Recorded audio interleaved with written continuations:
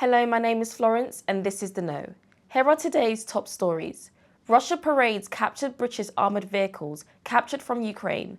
Polls have opened in local elections. Sadiq Khan and Susan Hall are going head-to-head for the position of London Mayor amid West Streeton's ex-controversy.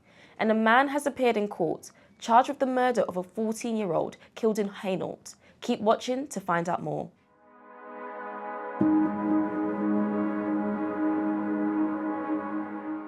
Russia is showing off captured Western military hardware donated to Ukraine in the middle of Moscow. The exhibition, part of the Workers' Parade, saw the Russians put on display their war trophies, which included US-made tanks such as the M1 Abrams, which cost approximately $10 million. Among the military hardware were British armoured vehicles, appearing to not have sustained any damage and still carrying the Union Jack flag. There are other Western military hardware donated on display, such as Swedish CV-90, French-built AMX 10RC armoured fighting vehicle, and German tanks. The display comes as it has been revealed that 3,000 Russian tanks have been damaged or destroyed since the beginning of the Ukrainian ground invasion. Russians are on a war footing and are constantly increasing their defence budget to make up for the huge losses. Defence Secretary Grant Shapps announced on the 23rd of April that more aid packages will be sent to Ukraine to aid them in their fight against Russia. Ukraine is in an existential battle, and Putin must not win for the security of the United Kingdom, which is why we were the first country in the world to provide anti-tank weapons like this excellent NLAW.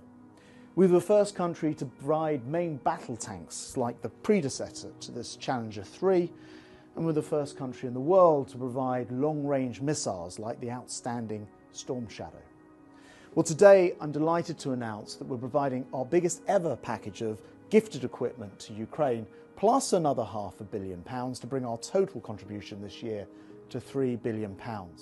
Last week, $61 billion worth of military aid package to Ukraine was passed through the US Senate and is headed to the president's desk to be signed into law.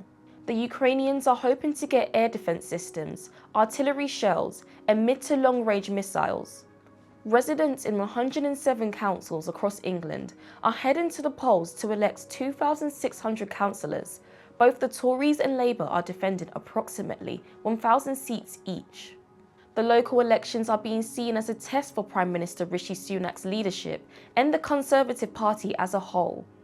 A landslide victory for Labour or a wipeout for the Tories could indicate how the upcoming general election will be. On the eve of the local council elections, Keir Starmer highlighted the negative impact the Tory party has had on the UK since they have been in power. And there's a reason people want change. It's because they know full well because they see it every day, that this Tory government has failed them on every front. Wherever you look, sewage in our waterways, the NHS waiting list, the potholes all over the road, you name it, everything that they've touched has been damaged and they have failed on every front. There are little stories in the hospitals about the failure. You'll have seen it every time you go to your hospital. We have to change. People desperately want that change. A negative result for Rishi Sunak could see him lose as many as 400 council seats, which could force him to bring forward the general election. The Prime Minister has yet to select a date for when the country will go to the polls, the last election having been in December 2019, when Boris won the Conservatives a majority in the Commons. Senior Tory ministers Penny Mordaunt and Grant Shapps have both denied they are positioning themselves for a leadership contest, but are understood to have teams ready. Sadiq Khan is attempting to be elected for a record third term as mayor as London's residents head to vote. In what some have dubbed a two-horse race, Labour's Sadiq Khan and Conservative's Susan Hall are their expected competitors, but even the latest YouGov polls show Hall trailing 22 points behind Khan. Mr. Khan, while on a visit to a community centre in Croydon on Monday, criticised the Conservative Party's tactics in the lead-up to mayoral election. I'm really disappointed with the Conservatives, the candidate they chose and the campaign they've run. A lot of it's been below the radar. Facebook, Instagram, YouTube adverts they're paying for, demonising Londoners, often using fictitious images they used an image of Penn Station in New York to try and give the impression that was London. I'm afraid what this weekend's Facebook groups have shown is that the Conservative candidate has condoned and encouraged Facebook groups that are clearly racist, Islamophobic and anti-Semitic. And after the despicable campaign in 2016, we were told the Conservatives had changed. What's clear is they haven't changed. On the eve of the election for the Mayor of London, controversy erupted after Wes Streeton criticised the Conservative Party in a tweet saying, "A win for Susan Hall and the Conservatives is a win for racists, white supremacists and Islamophobes the world over." Susan Hall's campaign has been fought from the gutter with dangerous and divisive politics. London, we cannot let her win. Vote Sadiq. The tweet soon went viral and received criticism from Conservatives, including former Prime Minister Liz Truss, who called the comment disgusting, adding, "If this is the future of the Labour Party, they are in deep trouble." In total, on Thursday, there are 10 mayoral elections, including in York and North Yorkshire, where Rishi Sunak's constituency is located. An upset there would be a huge blow for Rishi's position. And finally, a man has appeared in court charged with the death of a 14-year-old boy in Hainault after a sword attack on Tuesday.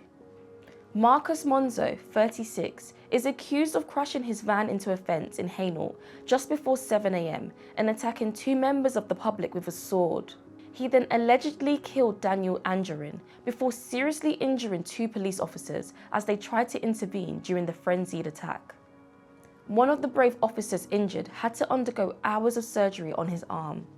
Mr. Monzo was also charged with 2 counts of attempted murder, 2 counts of grievous bodily harm, aggravated burglary, and possession of a bladed article. Doorcam captured the moment heroic police officers tasered the suspect still armed with a sword. They then rushed to detain and disarm him. Monzo was initially taken to hospital due to significant injuries he suffered crashing the van, and police weren't able to interview at the time. Monzo was initially taken to hospital due to significant injuries he suffered crashing the van, and police weren't able to interview him at the time. Prime Minister Rishi Sunak during PMQs on Wednesday paid tribute to Daniel Angerin. Mr. Speaker, I know that the thoughts of the whole House are with the people of Hainault in East London. Following yesterday's appalling attack, such violence has no place on our streets. It's absolutely heartbreaking that a teenage boy has died, and I can't imagine what his family are going through. And we send them our heartfelt condolences and offer our very best wishes to all those injured. And I'd just like to reiterate my thanks to the police and other emergency first responders for embodying the highest standards of public service under such awful circumstances. Thanks for watching The Know. Don't forget to like, comment and subscribe to The Mirror for more daily news updates.